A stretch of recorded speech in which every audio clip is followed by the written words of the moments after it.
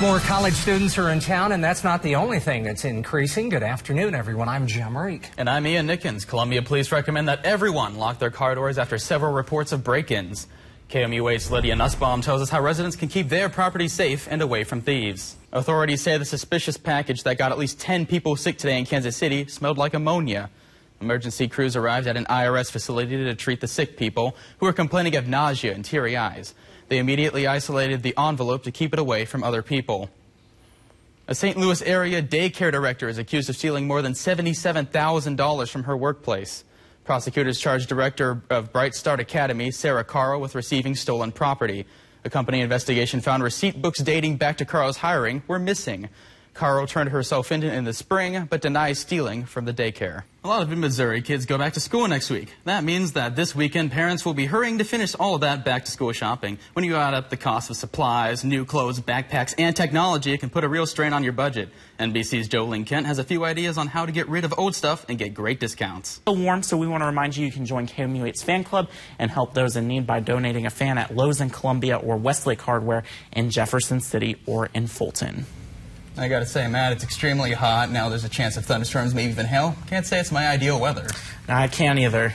It's certainly jumping around. But we'll be keeping you updated here and on the KMUH Weather and Traffic app, so download that to stay updated. Now it's time for our tonight's solar eclipse question, the IQ question for today. How often do total solar eclipses happen worldwide?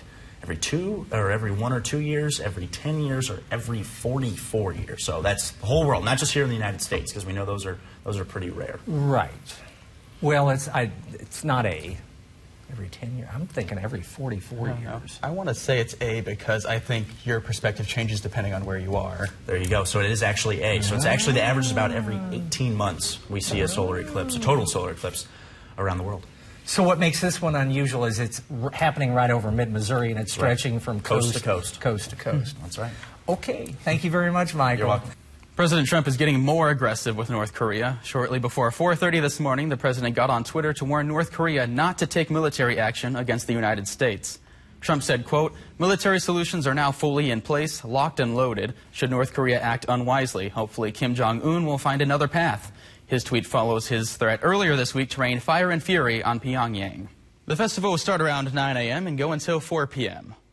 However, the rain clouds are returning for our weekend. Let's send it over to Michael for a look at the forecast. Michael? Thank you, Ian, and good evening, everyone.